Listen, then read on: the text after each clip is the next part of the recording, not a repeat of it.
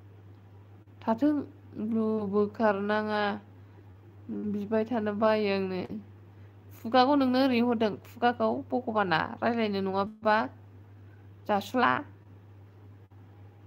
जानोल' हरदों नोंनो रायज्लायनो हराखै खालि जानाय जासुला दारि गाबस्रें आंनि गल' मुलु सना मिनि बायनोसो गोसो जाबाय आं मानो इन्टारेस्ट मोनथारदों नामा माखौ मिनिनो ओंखारखो मावजि मोजाङै बुजि सापर्ट लाबाबो आनजाफिनो ओंखाय मिनि ओंखारबाय आरो नोङो आना जाखायो जामबिलाय सिन्था खालामनाङा जागोन आगै मावजि मोजाङै बुजि आं नोंखौ लायनो दानो राजि माबा माबि बिफोरखौ बिफोरखौ बिहराब्रो र' बिगारबा आं लागोन बोखारमारबाय होनदों सिखाव जासुला सिखाव दारि गाबस्रें गल' मलु नोङो गुलु मुलु नों जारिमिना नों दे गुलु मुलु नों दारिमिना नों दे बुर बुर जायो बुर खियो फिया आरो जासुलाया होननाय जाबाय बिमा दोंनै सोरखौ होनदों बिमाया सानै दं बाव आंबो दं आंबोथ' बिमा एन मुसारि मा खर' होनदों मा खबर ना मा खर' जाखो नोंनालाय सोरनिथिं अखा हादों खिथादो जा गोसा अखा हादों जोंथिं हागायाय थांबाय नोंसिनिथिं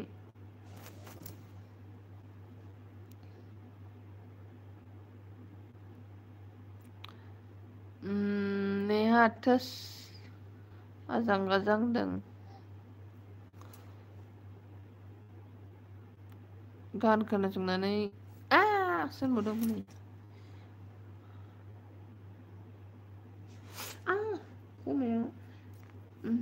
माबायानो हरफैगासिनो जे लाखि गोदाना खि गोरान ओइ र' आं एसे मोनसे खोथा खोन्थानि मामा जोंसारनि लाइफआव थांलाय नोंसोर मालाबा मिनिनानै थैगोन जा मिनियो फाग्लाया हाजेवनो उदै बिगुर साजोबो जोंसारनि लाइफआव मिथिबाय ओमफ्राय ओरै होनलायलायो आरोना आंथ' मिथिखाया गाबफ्लालायो मिथिबाय मिनिनानै थैसैमोन आङो दाख्लि उदै बिगुर साजोबदों आं जोंसारनि लाइफआवहाय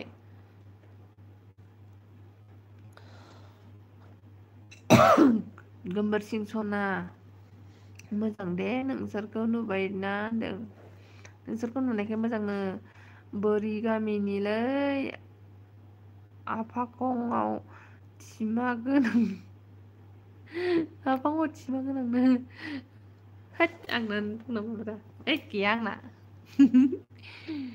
बावनो नेहा नों ना आन्थ'नि गाहायाव हादों अखा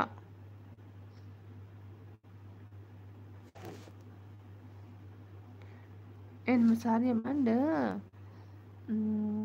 बिफर गाबोन होसो लांगोन दे गिगोन नामा होनदों गाबोन होसो लांगोन दे नेहा जी फरायदि से दिन बेग कीजिए बोला है कल देगा बोले कल देगा बोला है किरण जी नेहा ने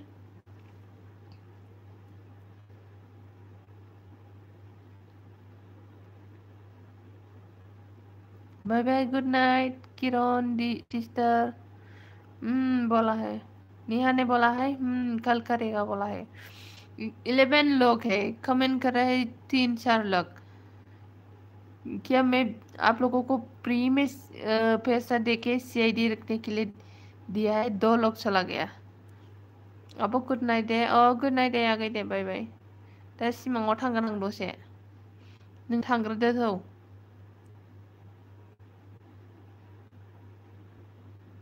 नेहा आपेल जा होनदों आं उन्दुनो ओंखारबाय चक्लेट लाबो सोरबा आंनो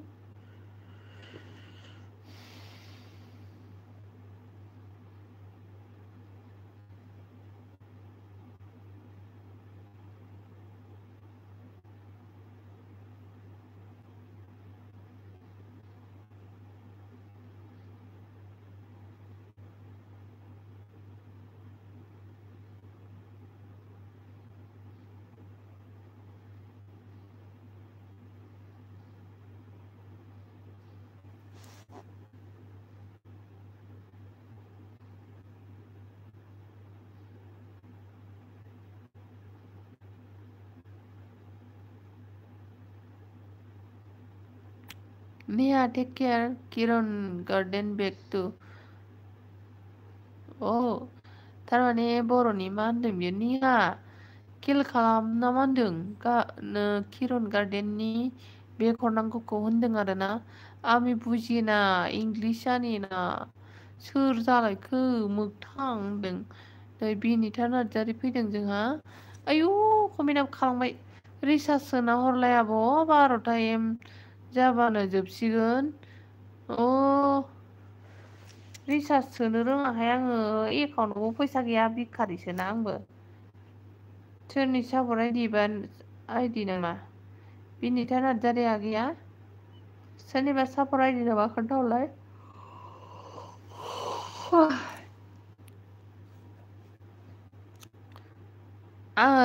आगै बिनिथा आंखौ साबसक्राइब खालामाखैबा खालामदो बिदिनोथा आरो मा होनो आङो गिभवे भिडिअ लाबोगासिनो दं आंखौ 1K खालामना होयोबा मास मोनथामनि रिसार्ज फ्रि सोना हरगोन आं दे सिखारदो जाबाय बिमानो जा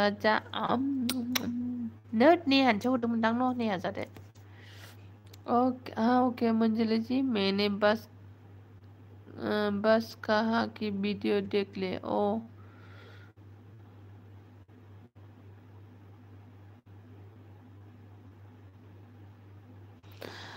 साला मेरे एलबी में 10 लोग ऑनलाइन है कमेंट करता है 4-5 लोगों को खालामबाय ना आब' अ खालामबाय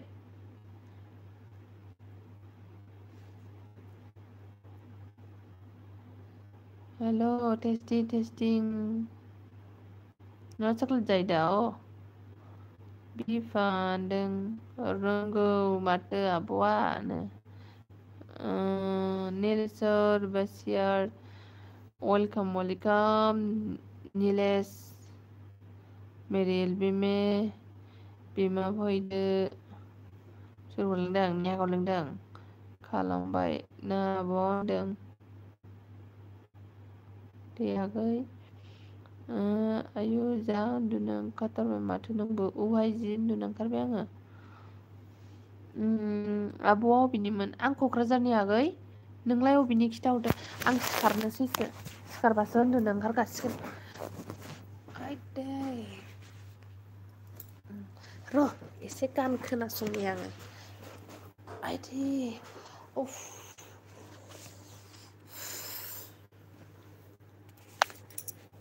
जायब्रें जायथिं जालाजोब्बायहाय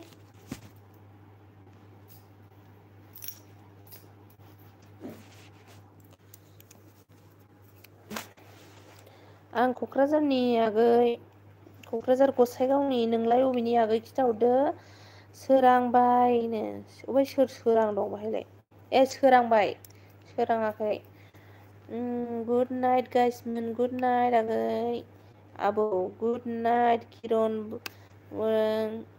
हरनायाव आब' होनदों गुड नाइट किरन बराय हरनांगौ आब' मा गुड नाइट बराय हरनो बुजियासै आगै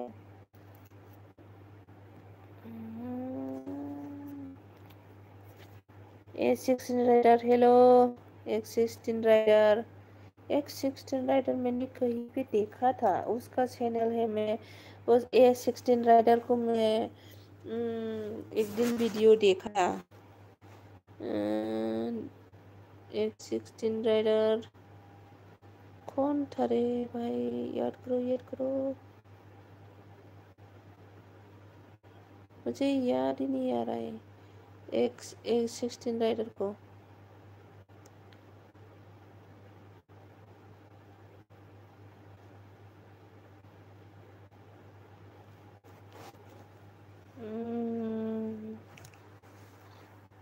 वेलकम, जो भी हो वेलकम A16 राइडर।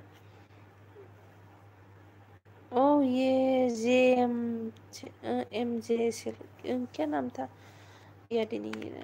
निहा मिनिबाय बिदिन्था थिनालिनि नो आं। अबे थिनालि, गसाइगाव थिनालि ना क'क्राझार थिनालि? बिफोर एडभान्स गुड मर्निं बिदिन्था ओइ अबे थिनालिनि? A16 राइडर सना खालामदों क'क्राझार थिनालि। ओके, क'क्राझार थिनालिनो Binod like done, thank you like देने के लिए। और मेरे चैनल को सब्सक्राइब नहीं किया तो सब्सक्राइब करे और सपोर्ट चाहिए तो बोल देना, मैं भी बैक कर लूँगी, ठीक है विनोद?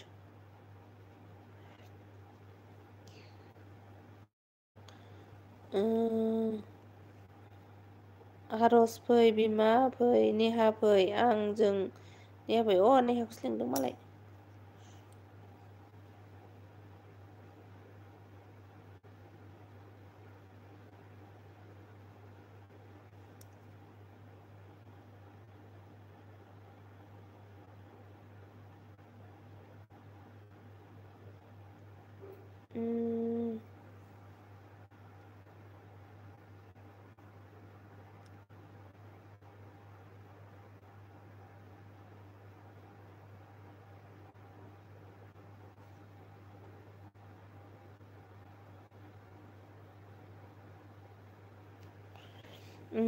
अबेसिम थांखो बोरो?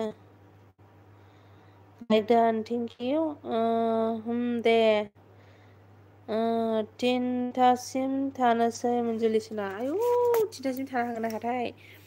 नोंखौ नांगौबा थांनाङा। नै गानसो खोनासंबाय आं, गानसो खोनासंबाय नै उन्दुनो ओंखारैनि।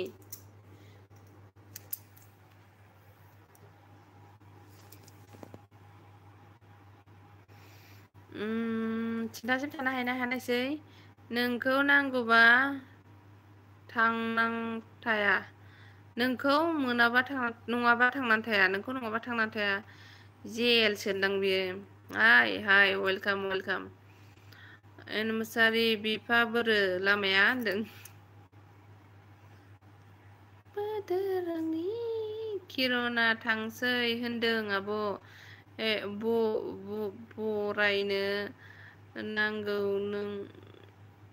रोंनांगौ, नों लाइभ होनाय मानि फैगोन बे होनबाना। मिथिया आङो। गोसोआ मानो उरां फारां, गोसोआंनि बाहां बिरहां। नै गानसो खनबाय। आंनि जोंनाय मोनना गोसोआंनि नङामोनना। बिफा बोरो लामाया। A16 अके ब्लु ब्लस थायो। नेना ओरैनो निहा ओरैनो जाय नायहर होनदों। हायेन भिडिअ अन दं। हायेन वेलकाम। मोखां सुनो फैदों। आंखौ सेनाय मारासै आरोना। सिनायबायलै A16 नोङो माबा दा मा नामलाय नोंना? बिसिबांबा गोबावनि उनावसो फैबाय नोङो। आरोना बोरैबा नामथारमोन, बावबाय आङो। ब्लु हरबाय दे। रमेश जानुवार हाय। सोर जेल बेलाय? आंनि खि गोरान एक्स बयफ्रेन्ड जेला। बिफर जाहोनो हानाय नङा नों फाग्ला होनदों। गोगोम जाखायोनो नेहाया। Super dear friend, thank you. I am from Kokrajhar. औलै मिथिखाबाय आङो, नामखौ बावबाय आं नोंनिखौ, चेनेलनि नामखौ। मा खबर? मोजां। माफा बुंनो सानो नों आंनि आं नोंनि। मेगना हालानो उन्दुनो ओंखारबाय नामा हायनागै उन्दुदो दे उन्दुनो ओंखारबायबा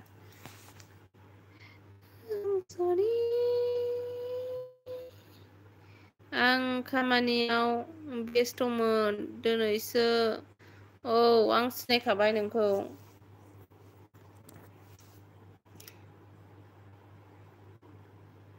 नाम सोलायबाय सोलायबाय आरो नामखौहाय आब' नों मट' ब्लगिंसो जागोन बाइक लाग्रोनि र' दे कंग्रेसुलेसन साननायनि थाखाय दे एडभान्स एबारनैसो जाबाय नोंखौ नङा नंगौ नामा आं जेल नङा नंगौ नों जेल आंनि सना खिगोरान नों लोखि माइनाव एक्स बयफ्रेन्ड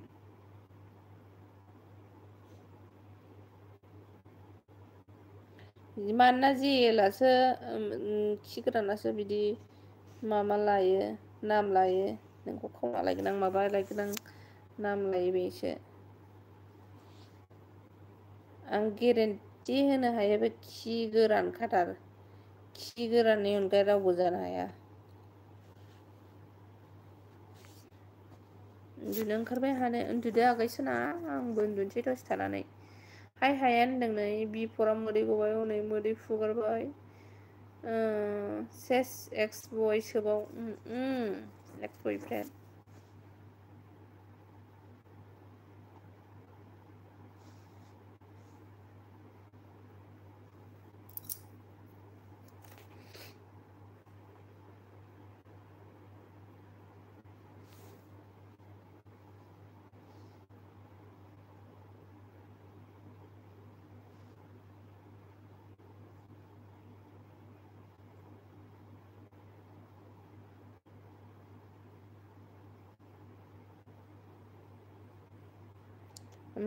मोजां कन्टेन्ट लाबोदो नोंसोर सापर्ट खालामब्ला आब'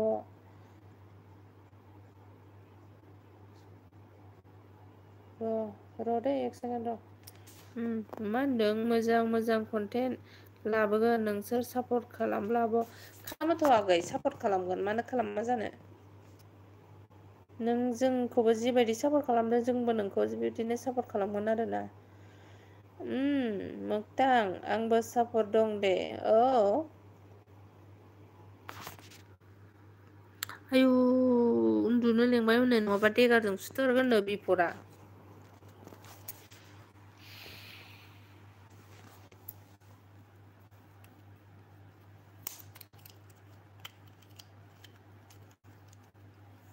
ओइ मामा मा नामलाय खिगोरान खोमायाव खोनासं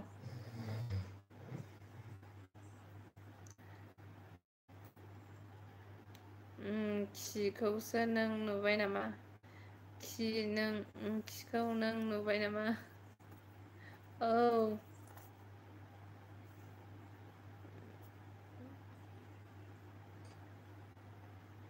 बिफरा मा हरो र' बिफानो एबार सानफ्रामबो भिडिअ फैसिगोन अनलि भिडिअ ब्लग भिडिअ अके नेनानै थाबाय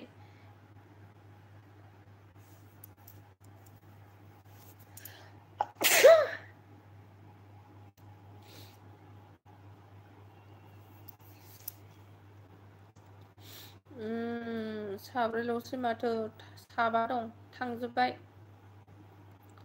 बिफर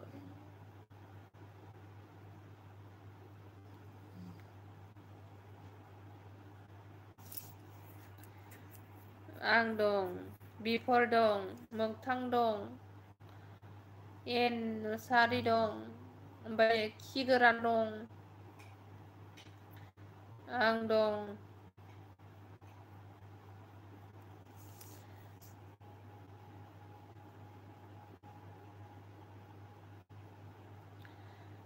आं आन्दायबायसोलै खर'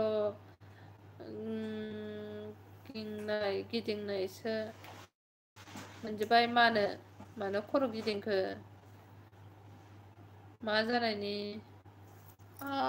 बिखायाव बोरला थिरगावबाय हनै बिफोराहाय एन मोसाहारि सना खालामबाय सापर्ट खालामबाय एन मोसाहारि आगै नेहा आगै नोंखौ S16 राइडारा support खालामबायनो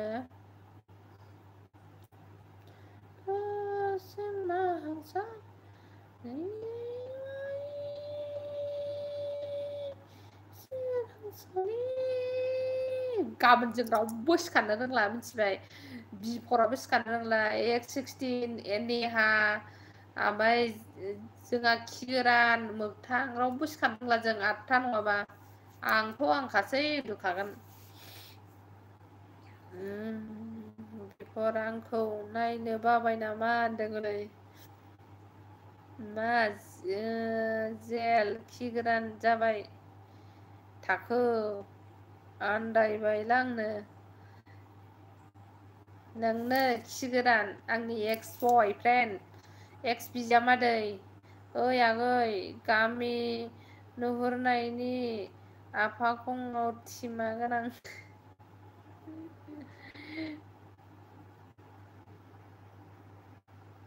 thank you A16 सना जिउनो A16 सना जिउ मोनलायदों नै मालाय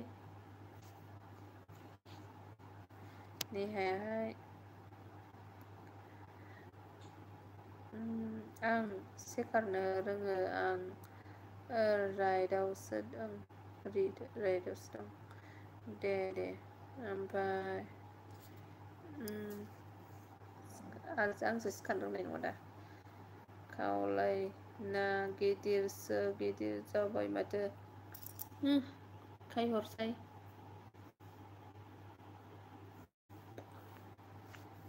खायहर दे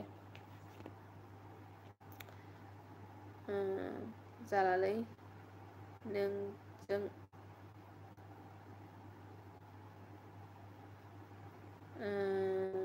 नोंसोरो सिखारनो रोंनाय नंला बेनोथ'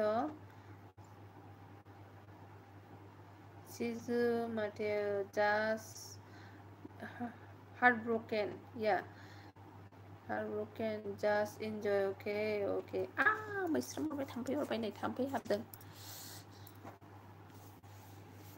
थाम्फै हाबनानै आंखौ हरबावबायसो लिसु थाम्फैया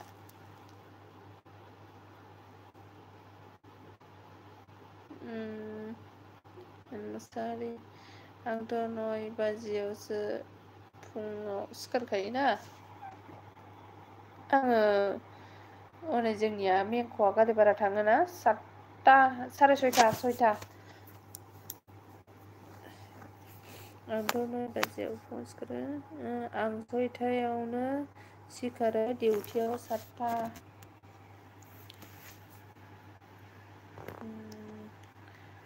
ना नों जेलखौ सिनायो दा ना गावनि सिनायो आंनि एक्ससो एन मोसाहारि बहानि सना खोन्थाहरदाव हनै आगै नेहा बिफोर क्या हुआ सिनायोबा प्रफाइल चेक खालामना नाय आं जेल नङा दैद आंना मबाइला सेरजायाना बाव माबा ओंखारा गटु चेनेल ओंखारा बाद दे नों जेलानोखा मिथिखागौ आङो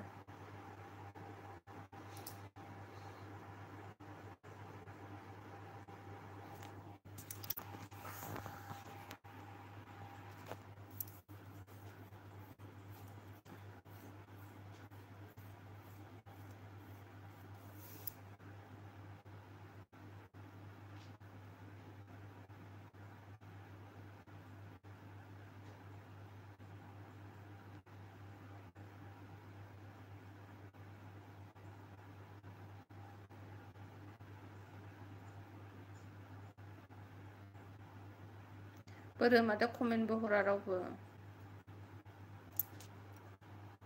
हरदों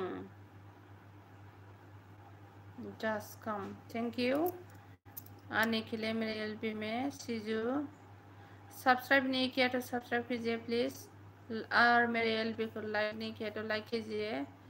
आं धेमाजि सिमेन्ट सापरिनि सना एस राइडार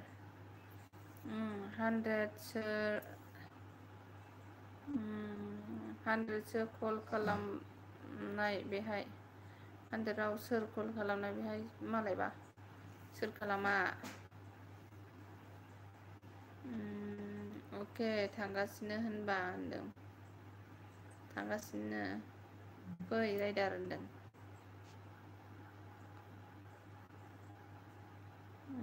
अ होनबा नों आंखौ बोरै जेल बुंखो थाखो? मिन्थिगौ आङो जेल हाबबा हाब।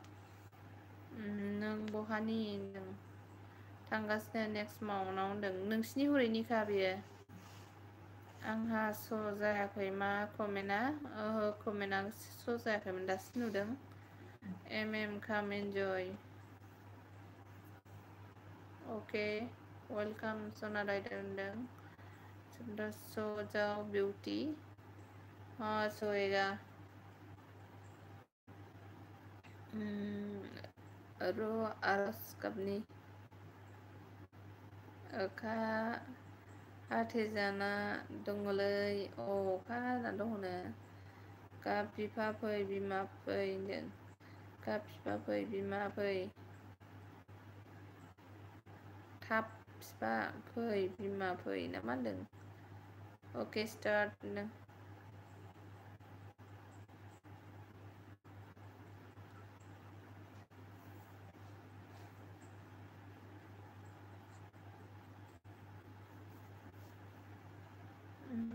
बरमायाव क'क्राझार थांगासिनो।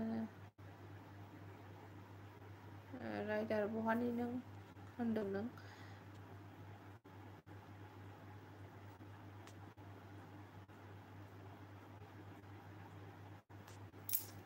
संतोष कुमार आप कहाँ की हो? कहाँ के रहने वाली हो बताओ। आं क'क्राझारनियानो। क'क्राझारावसो थायोना? नोंनि जन्म जायगाखौ खिथादो हरैनिखौ।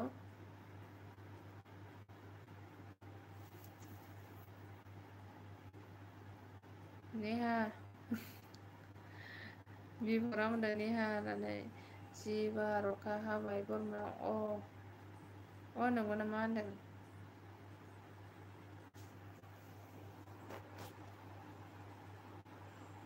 आंना जोनोम जायगा क'क्राझार। आवनोखाबा होनबा आंखौसो थगायदों नों। लावथि नांगौ नोंनो। सोरनाव फैगोन सना राइडार होनदों। बि फर इउर राइट होनदों।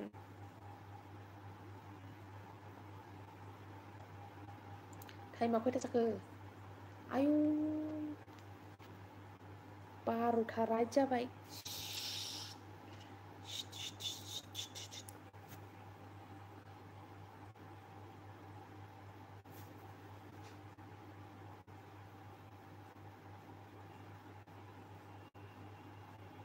जों जायगाखौ थिग खालामाखै। मानो? आं थाम्फै बुथारसै। थाम्फै अरबाय आंखौ। थाम्फै बुथारनाङो।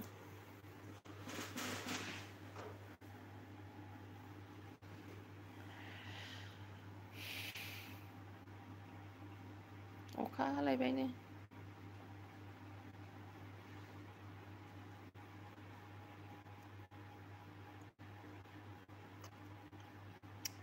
दिनैसो फार्स्ट टाइम 12थासिम थाफेरबाय आं आंनि लाइफखौहाय। मिथिबायना नेहा आगै? आब'लै आं नोंनो खिथाखादों माथो क'क्राझार टाउनाव होनना। नों क'क्राझारावसो थायो होनदोंना, हरैनिसो होनदोंना नोङो। आं दुखु मोनबाय।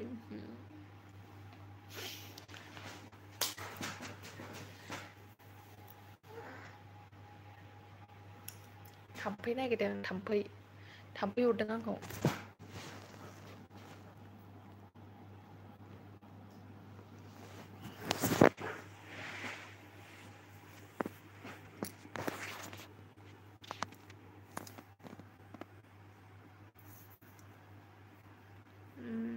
मा ओंख्रि खोन्थाबाय आं।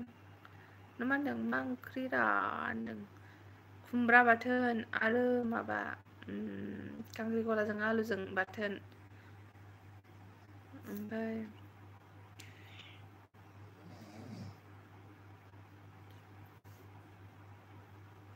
ये क्या गंदा गंदा कमेंट कर रहा है तू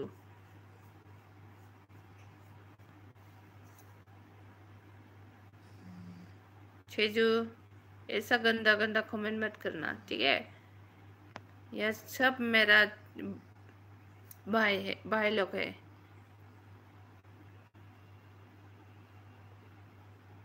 बिपांग नादों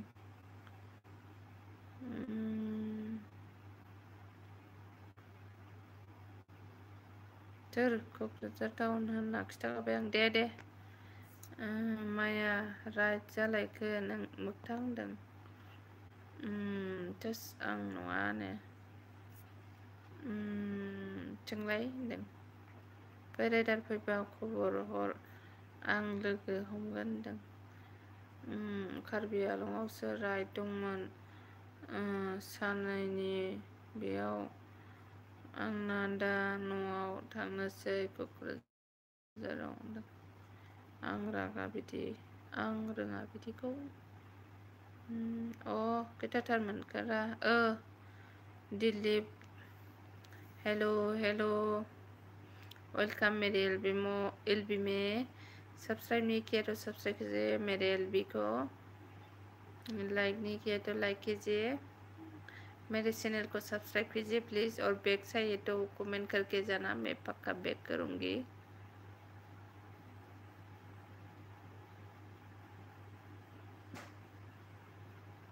ओके एंड जों साब्रै थांगोननो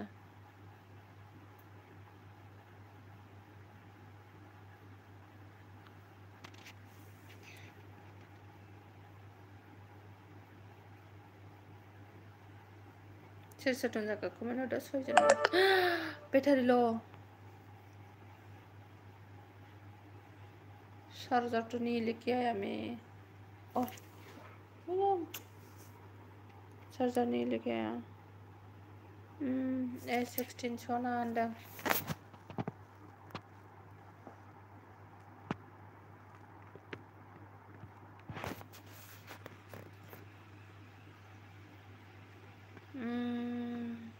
नों माइनिरा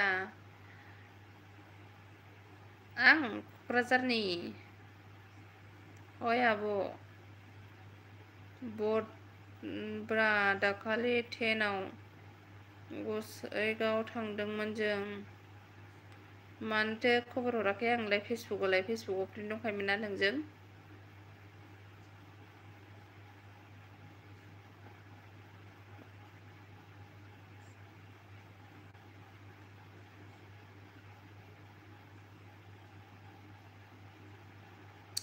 नोंनो रोङा जागोन बिफा फाग्ला होनदों बावथारदोंलै बावदों दे मालाबा फैबा फेसबुकफ्राव मेसेज हरफिन दे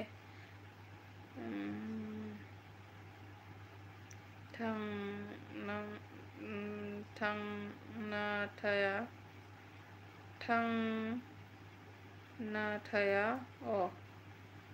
मा थांना थाया मा होननाय जाखो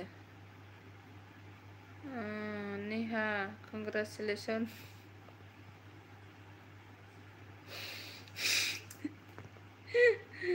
सोरजों जास्ट मा होनबावनांगौब्रा आं थाङाखै आं थांखानाय राबाय थांसै थांगोन फाग्लासो नेट जोबना होदों बास मुगै सुगै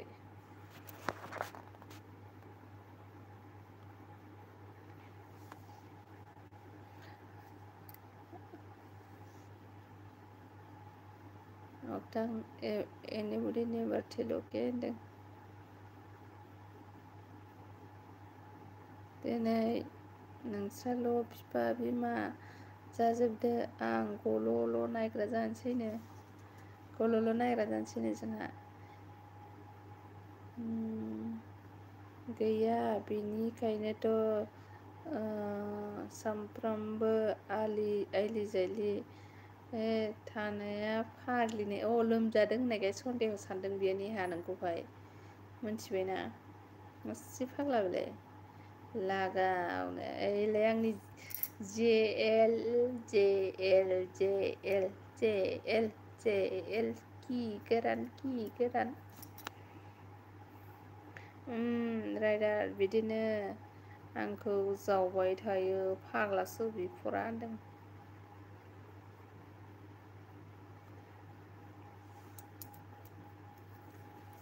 ओइ दिनै जा गोबाव लाइभ फैबाय आङो फाग्लासो 2 घन्टा 3 घन्टा जानोसै नै नङालै आं नङा होनसै हाथाया हाखुलारि होजागोन बे थगायनाया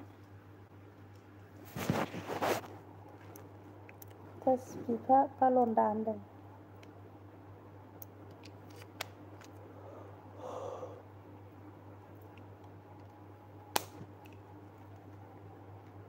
बे फाग्ला बिदिजों जायो गाजा बुंबायलै बिपद होनदों मोगथां बिपद बिदि नङालै एनसना होनदों हरासै नंमारा आं हसालै नंमारा आंनो नोंगौ माइरिबो होनलायबावसो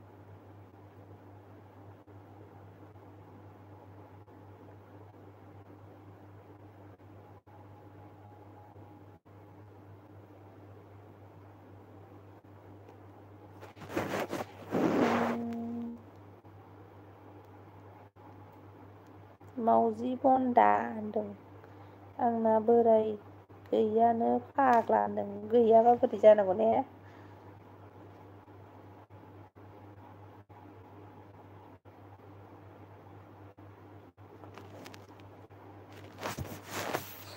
थांबाय साब्रैल'सै दासो ओंखारदों आंना मोगथां दंखायो होनदों नाफाम सिखाव हेल'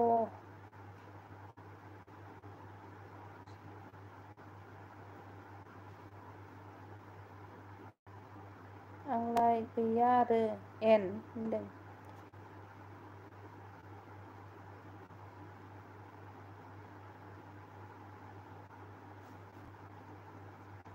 दं सना होनदों गैयाबा आंनो लायनोसै होनदों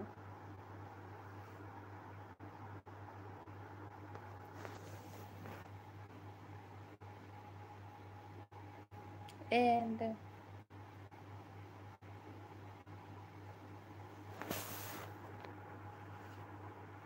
मानो गाबखो आयु होनदों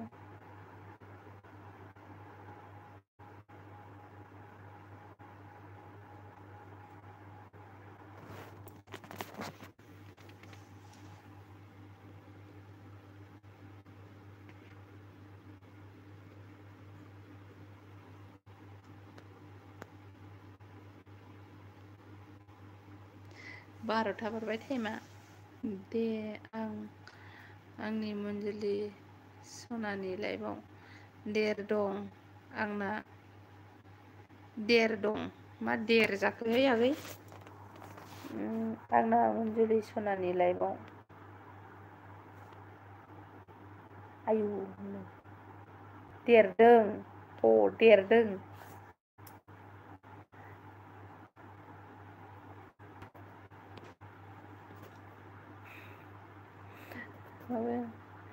रामाया रेडि हाय रामाना ready hi welcome good morning सबिको good morning Neha good morning मोगथां गुड मर्निं गन्थंनि नुखुलखौ खाथियाव देखायसाय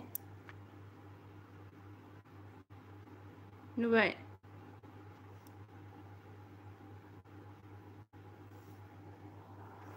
दा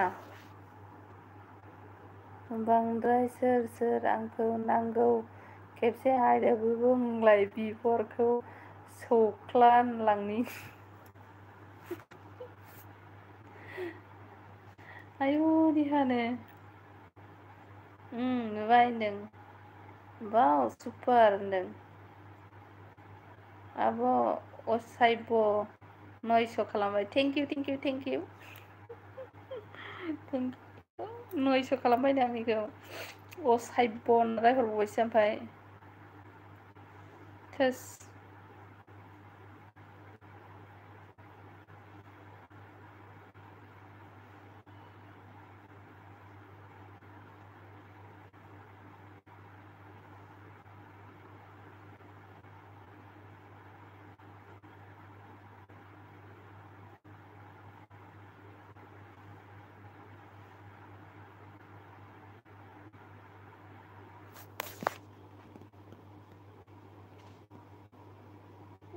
how are you मा होनो you are from आसाम से हो क'क्राझार डिस्ट्रिक्ट से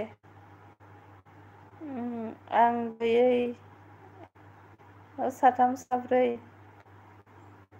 से बुंगोन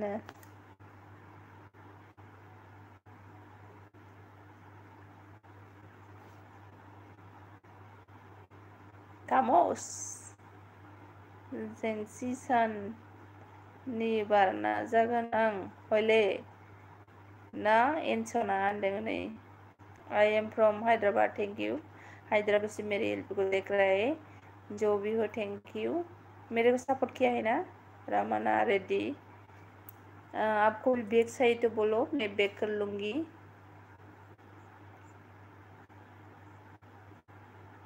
यू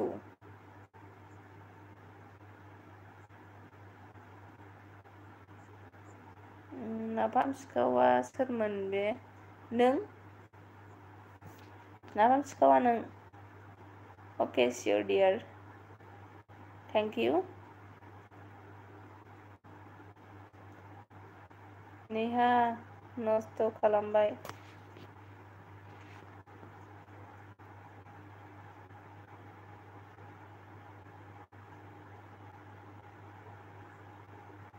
माथो सासेबो ओंखारा आंखौलाय रावबो मोजां मोना नामा जिउ सनाफोर बुंदोनो आइ लाभ इउ होननोनो हनै नेहाखौ मासे हरबावसां अके हरदो दे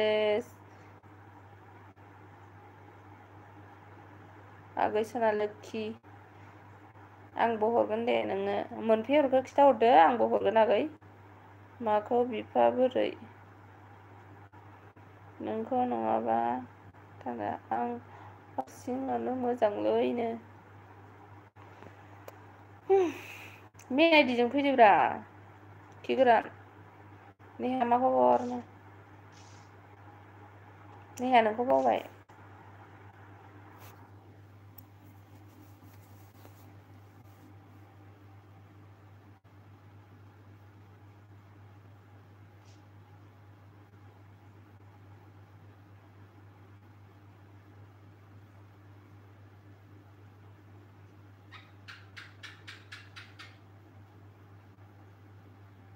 आंना बिमाया आलासि फैबाबो आब' मन्जुलिनि लाइभआव बिजिथार मालायसो आंना बिमाया आलासि फैबाबो आब' मन्जुलिनि लाइभआवसो बिजिथार मालायसो माने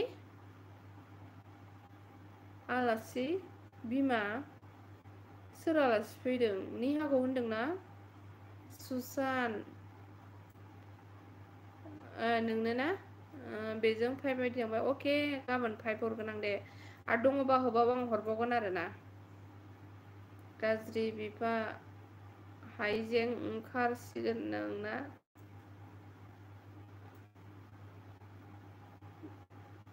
गोसो थोनाय लाबाबो मास मोनसेयावनो गारजायो बेखायनो आंनो रावखौबो नांला आंखौ हेलमाजि नेहा नाथिं हलमाजि नेहा नाथिं लेंग्रा जुलि सनाखौ जा मोजां मोनो आं थेंक इउ नेहा आगै सना सेम प्रब्लेम सेम लाइफ्स है ना हाय समीर हेलो वेलकम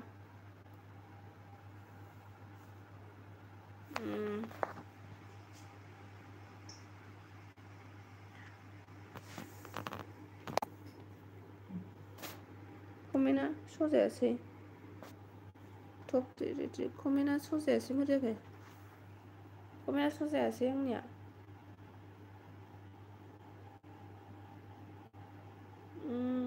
बिफा होनदों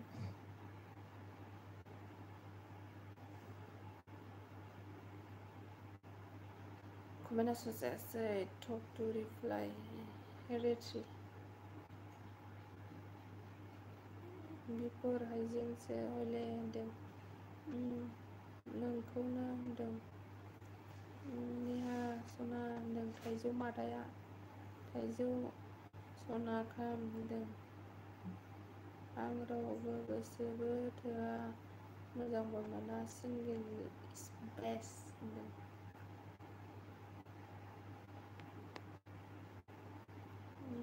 कैसे हो मैं आसाम से हूँ कक्राझार डिस्ट्रिक्ट से और आप कहाँ से है प्लीज़ मेरे चैनल को सब्सक्राइब नहीं किया तो सब्सक्राइब कीजिए एलबी को लाइक नहीं किया तो लाइक कीजिए प्लीज़ नेहा दासो आं साफा जाना दङ फाग्लि होनदों आंहालाय सोरखौ लाना खारनांगौ बुंनो हाबा जानायखौ नागिर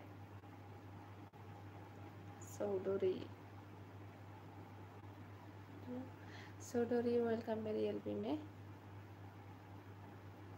राइट सोना मंजुली होनदों like done thank you like देने के लिए मेरे को सब्सक्राइब नहीं किया तो सब्सक्राइब कीजिए चौधरी प्लीज़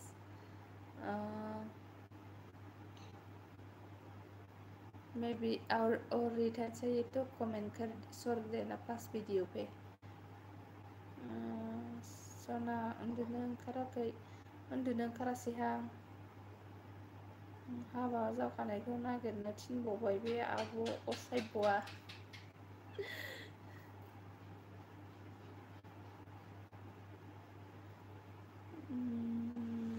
हाइजें अखाफोर नायासो मोजां जायो थाजिम मोनो फाग्लि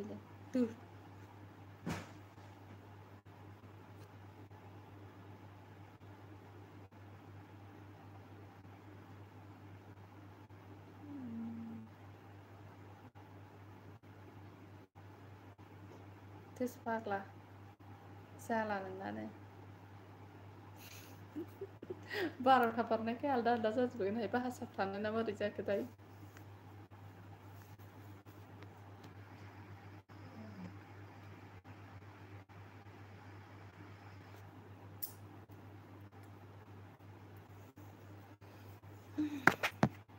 एफा गाजा गाजा रायज्लायबायलै नोंसोरनो एफा बुरजा आइदि हरबाय आंनो खयथा हरखो खिथा जाया जाबाय साफाखा होनदों साफाखा बुजायदों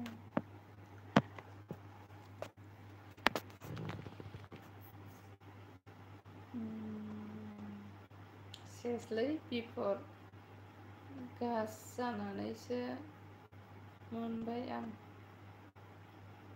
गेस जानायसो मोनबाय आं गेस जावबाय जाहैदों हनै बिदिनो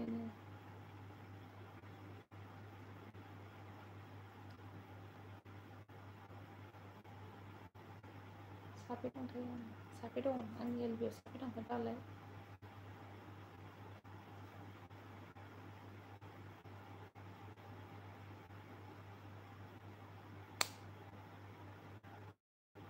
फाग्ला जासिगोन आं बे सानै मानसिनि कमेन्ट नायना मिनिना उदै साजोब्बायनो हनै जोंहा सिरा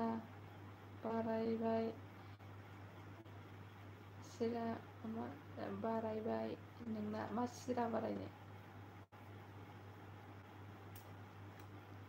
मा सिरा बारायनो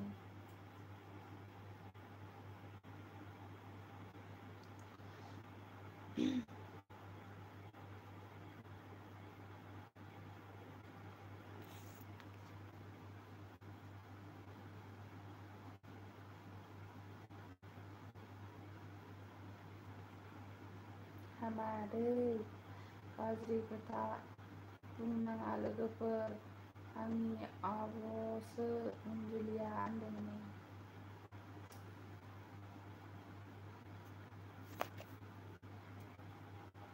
गाज्रि होनाङाथ' देलाय होनखादोंमोन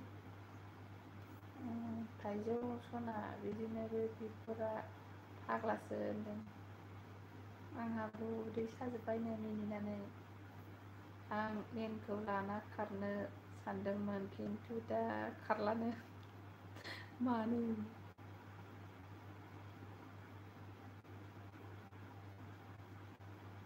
मारि खानायसो रेन्ज मारि खानायसो गोराखा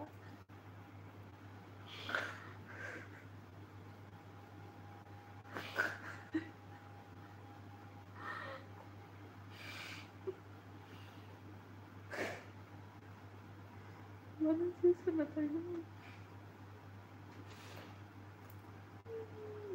Senin barang ini nangannya hat sana nonton nih karena nonton Rian mari kamu aja deh udah saja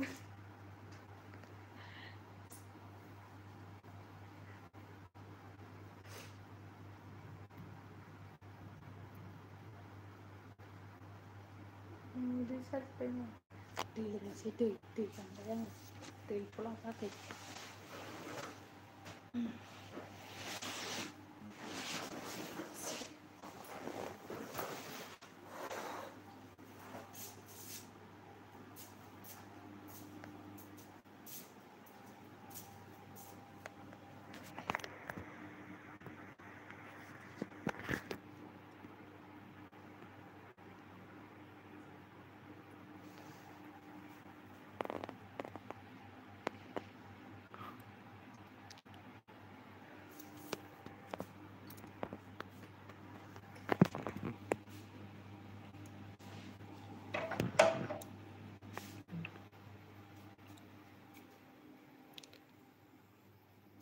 थाइजौ सना ओंखारथारगोन बाव जाहैदों ओमफ्राय दिनै फाग्ला दिलासो फाग्ला नोंनानो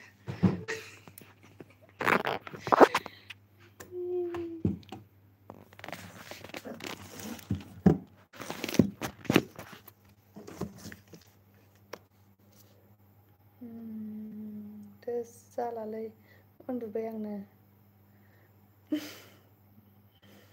उन्दुबावनोसै नो गावहा दाना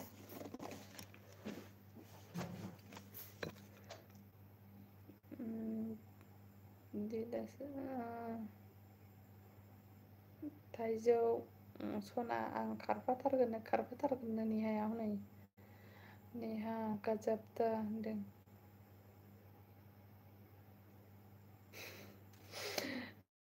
माबा हरबाय हनै थाइजौ मादा आंनाव सोंग्रो लाना खारनायनि सिगां गावनाव लाना खारनानै मोगथांनि सेनाय लाना खारनायनि सिगां गावनाव सोंग्रोनो बिफोरा मिनिबावबायसो नै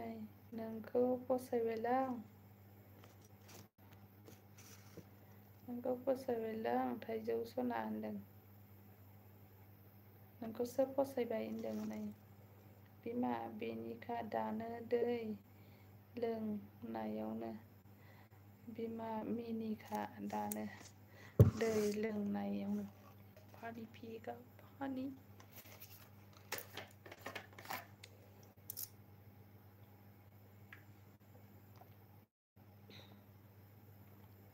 साबि मारिना ला मोजां बेफोर साबि मारिनांगौ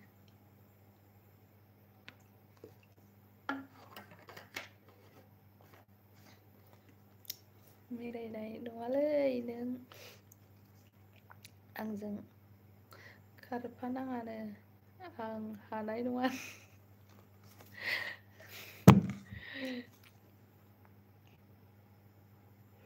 आं मारिनाय जाबाय थाखो फाग्लाफोर मारै जाबाय थाखोनो मा मारिनाय जाबाय थाखो होनदों।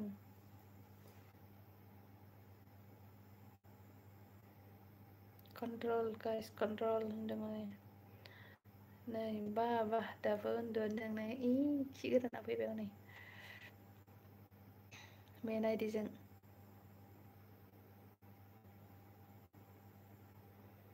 आं हालालै मिनिना थैसिगोननो आंनो मिनिनानै थैनोसै नै आं नोंसोरजों रायज्लायनायखौसो कन्ट्रल थागासिनो मिथिबायना।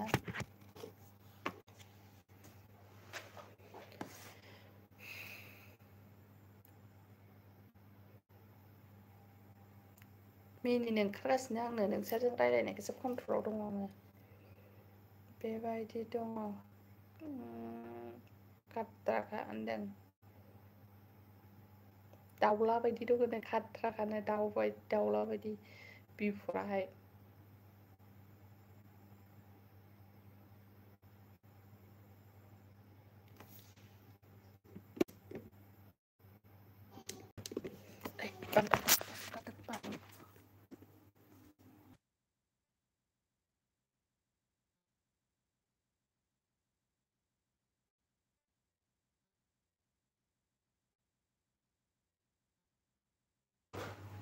र' हाबाब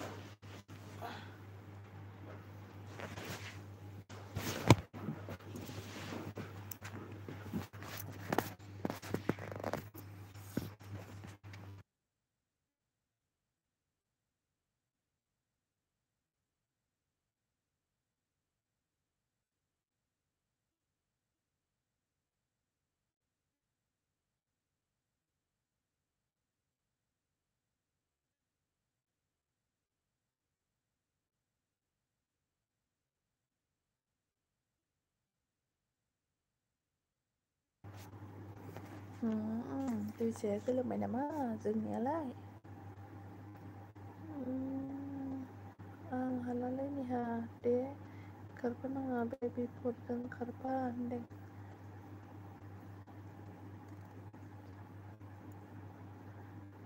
आं मेसेज मोनलायबावबायसो मुगासे मोनबावबायनो हनै जेला नै अखा हाबावबायसो जोंना थाइजौ सना मिनिबाय अपेन क्लथ्स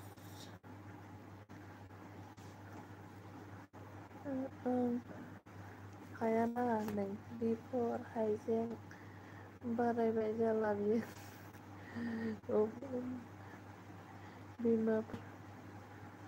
बिमाफोरनि लिडारनो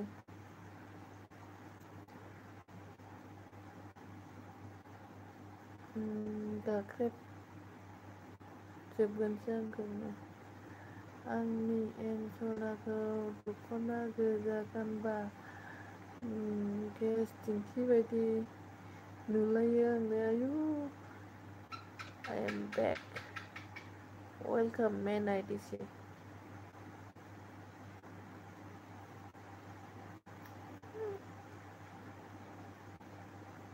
गाबोन सयथायाव लाइभ फैगोन दे थांगोन दे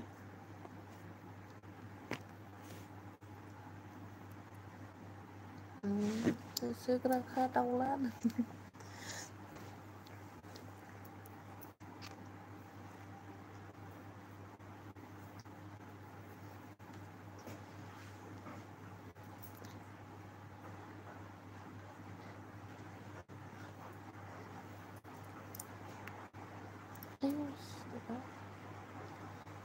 जालालै बिसोरजोंबो होनदों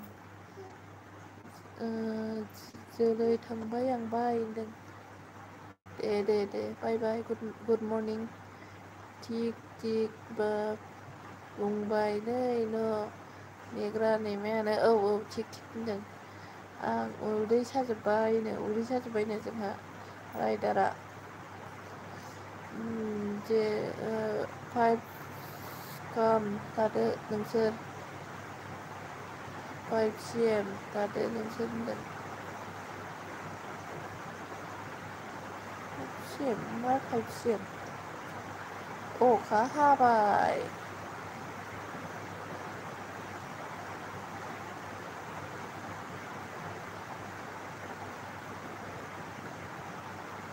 मिनिबाय हनै नेहाया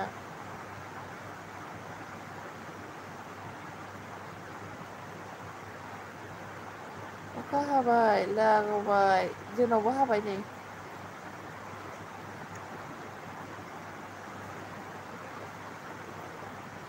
मेगन राफिनलायबाय आंहा मिनिनानै मिथिबायना उन्दुलांनो ओंखारखानायानो उन्दुनोसैदां आं आब' आरो सना दे आगै दे नोंसोर थांजोबबा आंबो उन्दुनोसै दानो 9 मरनिं जायो नामा दासो इभिनिं जादों मरनिं जाबायलै मरनिं जाबाय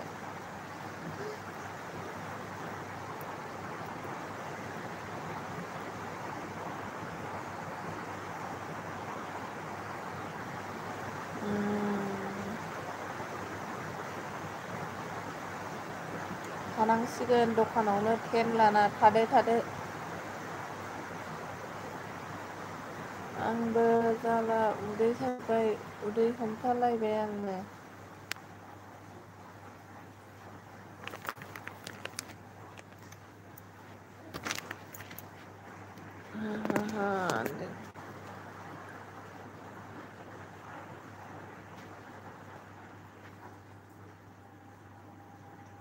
माखो मिनिजोबखोब्रा नोंसोर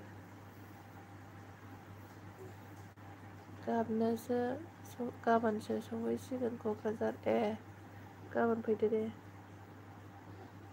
आब' आं थांब्लानो थांखागोन नेहाखौसो नेनानै दं आरो बे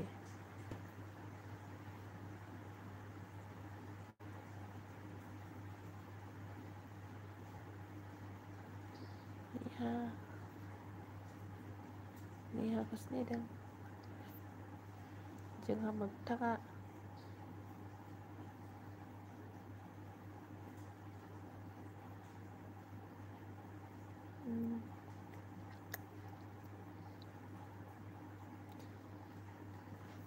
थाबबाय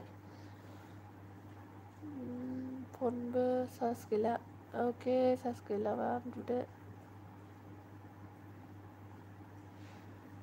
मा थांखुनाखो नोंहालाय खि गोराना मा थांखुनाखो जाला दिनै बिराद जकिं जाबायहाय आंहा सोरखौ बावनांगौ जाखो सोरखौ बावनांगौ जाखो ना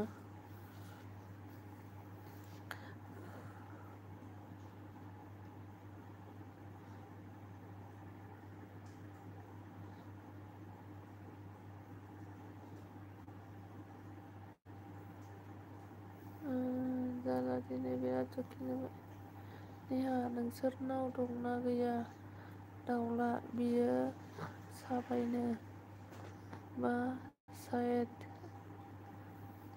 जाखा बियो साबायनो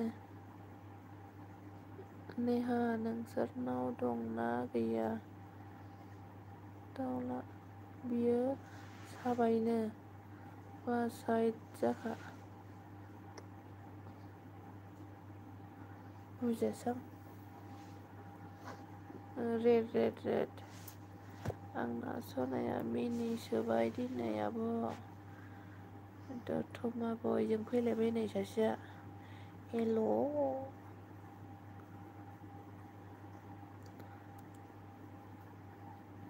सरि दे सनाफोर गाज्रि दा मोनसै आइ एम सरि जास्ट जकिं दे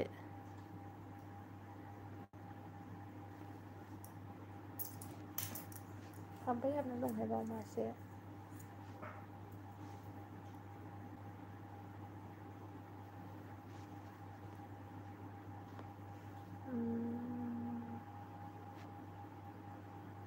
दतमा सालथे मा खबर होनदों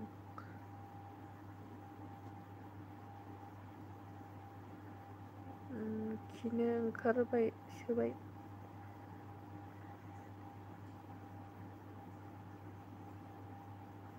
उन्दुनो ओंखारबायनो जेला उन्दुदो बेटारि ल' जाबाय आंना 10%ल'सै बल' होनदों पंकस भाइ अपारेटर बबेया नै हासुनो ओंखारना दासो सिखारदोंनो।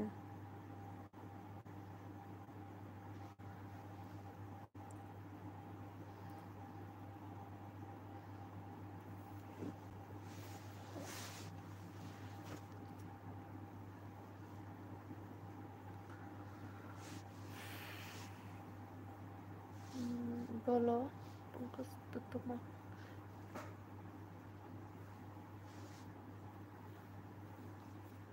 Bajunya itu. Uन्दुबाय. Terus बे फाग्ला बिदिखि जायो।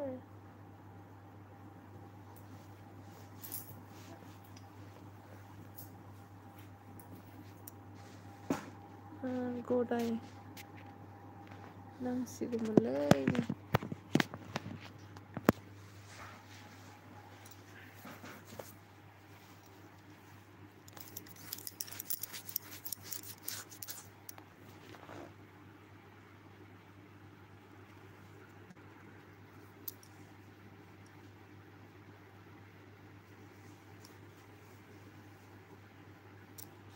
चार्जार लायनां।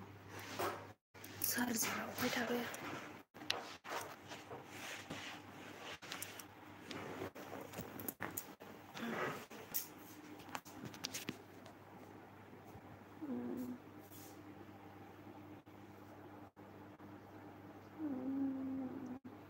बरिया नै हासुनो ओंखारना दासो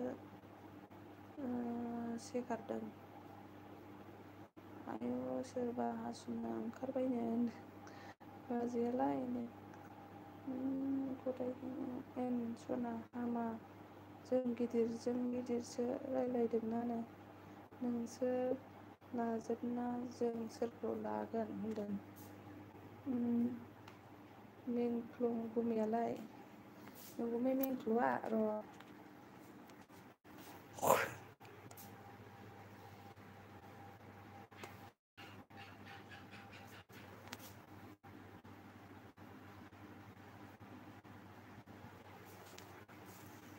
उन्दुलांबाय।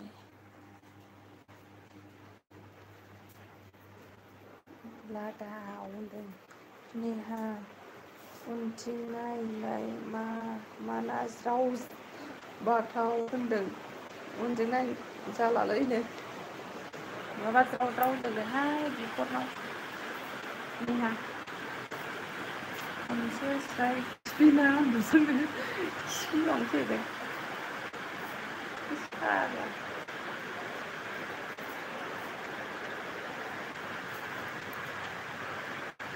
बिमा मा उल्थां फाल्थां जाखो र' चार्जार लायदों आं चार्जार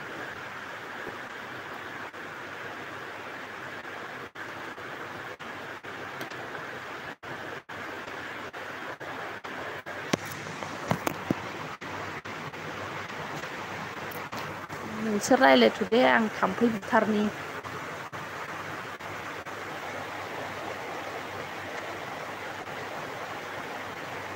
बिगोमसालि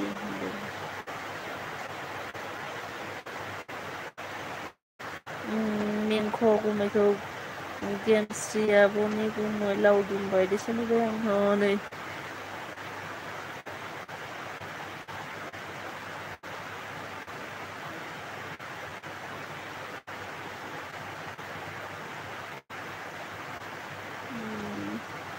नंगौ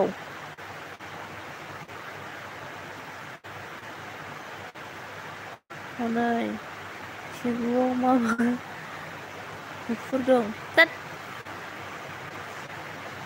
गियो आङो दाहोन बिदि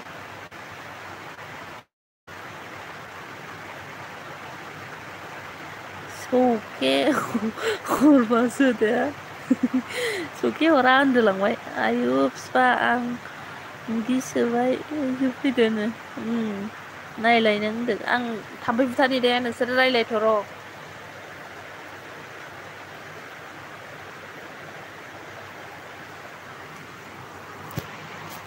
आं थाम्फै बुथारनि र'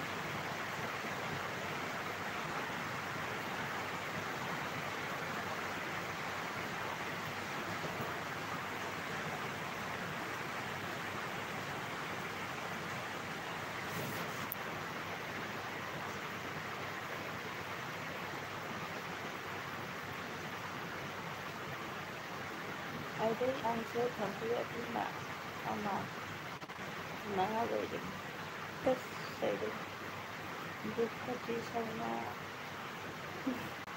खोमायाव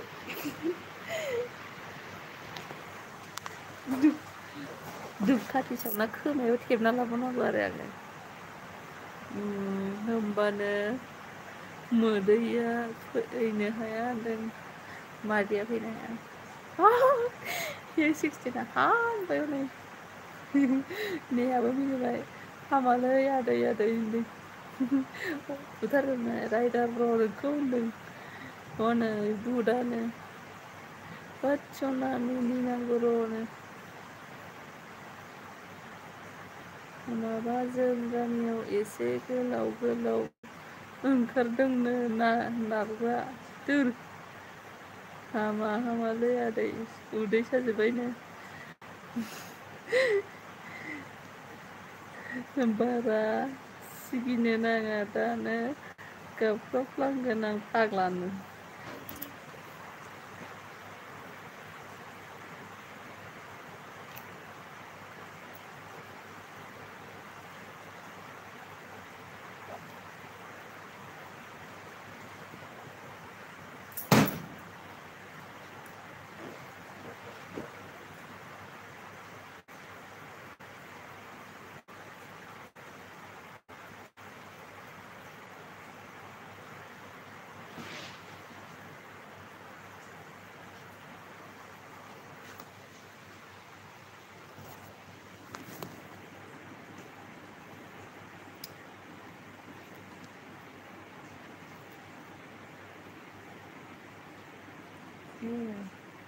माबादोंसो बिमादोंसो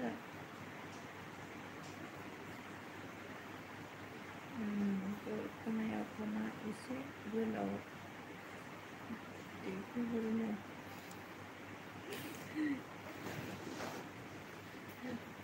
दरखनायाव नोंथां आफा महादेबनि नाम ला नेहा हनै दर नाजागोनबो होनदों आब' आंनो मोनसे रियेल घटना खिथानि दे नों फरायोब्ला दे खिथा दे जागोन दे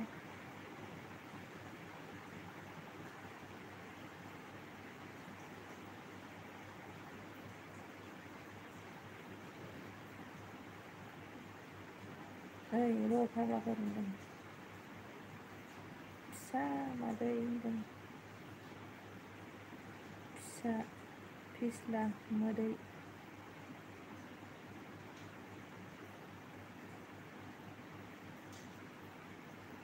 जालालै बिसोरजों गासिबो सिगियोल' होनदों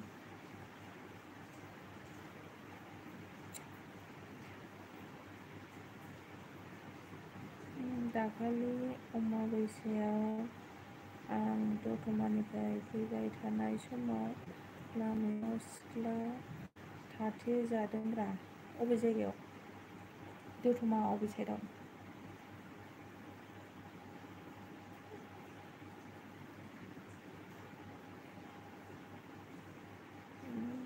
मोनानि 11:30 जाबायमोन नैबे थिबखायावबो थाथेयोनोहाय थांखुमानो थिनलाबायोनो थिबखायावबो प्लिजलै बिदि दा बुं हां बन्द' जालायगोनसो हां बन्द' जागोन हनै नेहाना दा बुंसै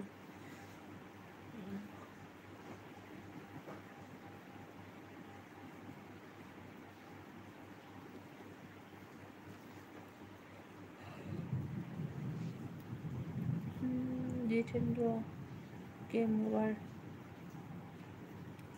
दतमा बाजाराव बारबोना दालाय दालां गोलाव गैया औ बे ओरैहाय दै बारनो फुजा जाग्रा खाथियाव दा मन्दिर ना माबा दङ ना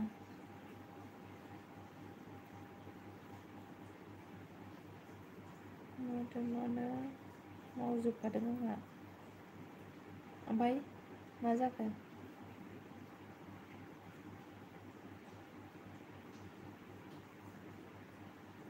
आंनाव मोनसे भिडिअ दं आंजोंनो नुजानाय निरुआ कापिं निराहुआ कापिं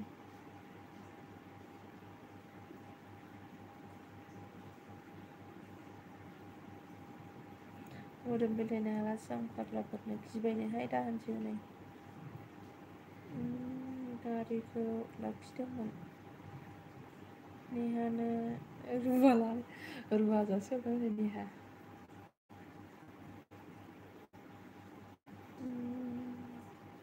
साबधान थियारि जा गासिबो आं हले हासुनोबो बाहेरायाव ओंखारला घन्टानि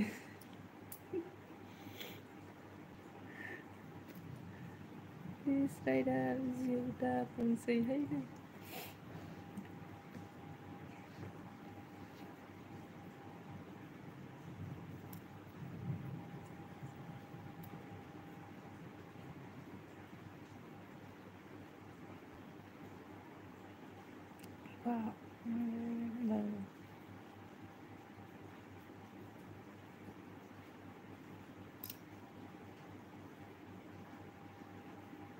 मोखांखौ सिनायनानै लाखिना नायदोंमोन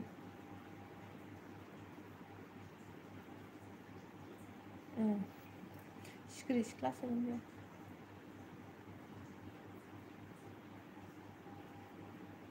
देगार नेहा नोला देगार हरबावबाय हनै जाबायलै राइडार आं हले जाखाला लेवरा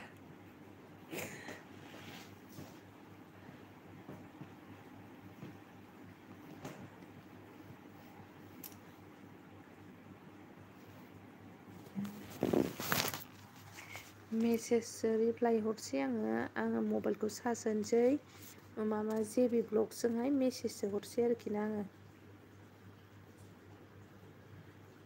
मिथिबायना नेहा आङो बेखौ चार्ज होनानै दोनसै चार्जआनो गैला नै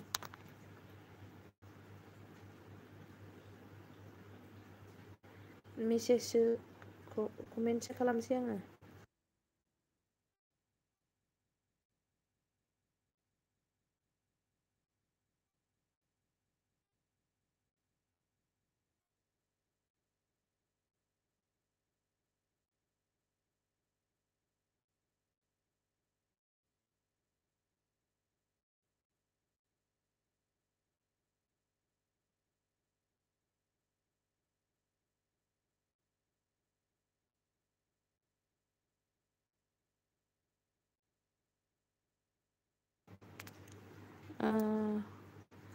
विकास क्या बोल रहे हैं आप समर बोलो प्लीज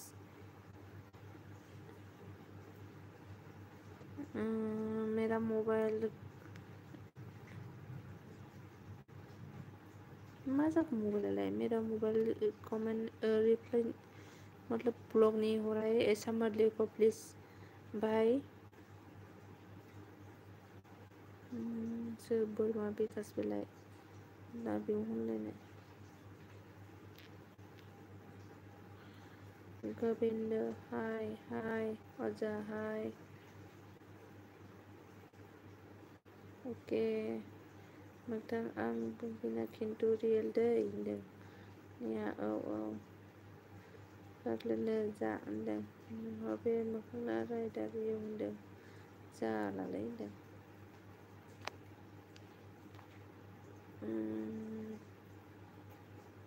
कैसे हो बजा ठीक हो मेरे चैनल पे नहीं आए तो सब्सक्राइब करिए प्लीज़ मेरे चैनल को लाइक नहीं किया तो लाइक कीजिए प्लीज़ और बैक साइड तो कमेंट छोड़ देना मेरे फर्स्ट वीडियो पे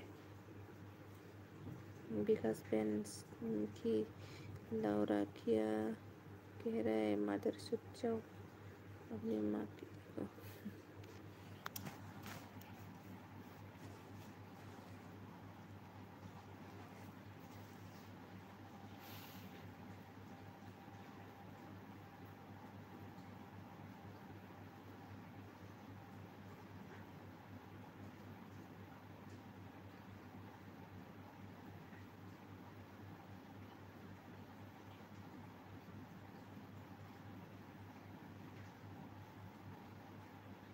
माथो नायखांग्राबो फैबाय अजा नंखागौना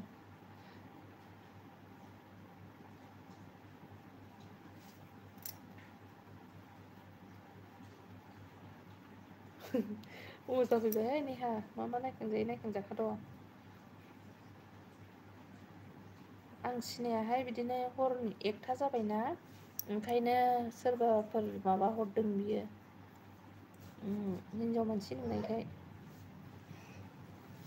आं कमेन्टसो लिरनोसै दे मोखां नुजाला जेबि ब्लगजों अफ खालामना दोनसै बेखौ